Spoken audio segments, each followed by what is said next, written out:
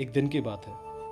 महात्मा बुद्ध अपने शिष्यों के साथ अपनी कुटिया में बैठे थे और ज्ञान चर्चा का विषय आरंभ था। शिष्यों के आग्रह पर उन्होंने एक कहानी आरंभ की। समीर नाम का एक जल्लाद मगध राजमहल के पीछे बने कस्बे में रहता था। वह मगध साम्राज्य का प्रमुख जल्लाद था। उसका सारा जीवन दोषियों को फांसी देने में बीत गया। अब वह लगभग 60 वर्ष की आयु का हो गया था। समीर अब राजकीय सेवा से मुक्त हो चुका था और अपना अंतिम जीवन वह अपने घर में व्यतीत करता था। अपने जीवन काल में किए गए सभी घटनाओं को याद करता और पश्चाताप करता। मेरे हाथों इतने जीवों की हत्या हुई है। यही सोच विचार करते हुए वह नहा धोकर तैयार हुआ। जैसे ही वह खाना खाने के लिए बैठा, दरवाजे पर आवाज आई। समीर बाहर निकलकर देखता है, एक भिक्षु उनके द्वार पर खड़ा है, जो जान पड़ता है कि काफी दिनों की तपस्या के बाद उठा है और भूख से व्याकुल है। समीर तत्काल अपना वह भोजन जो स्वयं के लिए था वह भिक्षु को समर्पित कर देता है। इससे भिक्षु की भूख शांत हो गई और भिक्षु प्रसन्न हुए। भोजन के पश्चात भिक्षु और समीर दोनों बैठे हुए थे।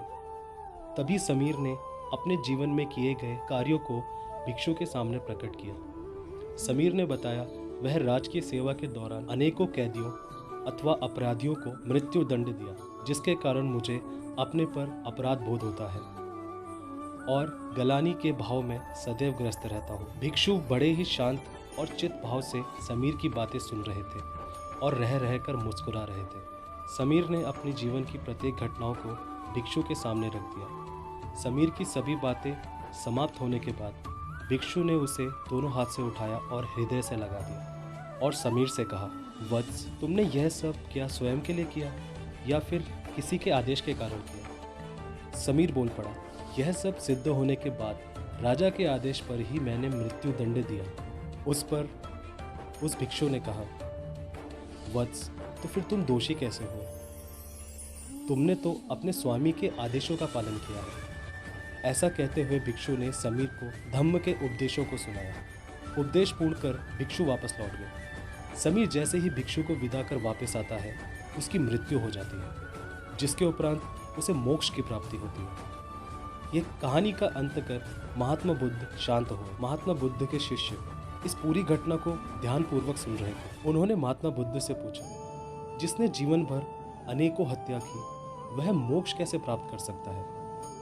महात्मा बुद्ध मुस्कुराए और अपने शिष्यों को समझाया, जिसने जीवन में पहली बार ज्ञान की प्राप्ति की हो, अंत समय जिसका निकट हो और ज्ञान के शब्द उसके कानों में पड़े हों, वह मोक्ष प्राप्ति कर लेता है। महात्मा बुद्ध ने बताया, हजारों हजार शब्द के उपदेश व्यर्थ हैं जब तक व्यक्ति का मन शांत न हो। मन शांत होने पर एक शब्द से भी ज्ञान प्राप्त हो सकता है। ज्ञान से ही मोक्ष की प्राप्ति संभव है।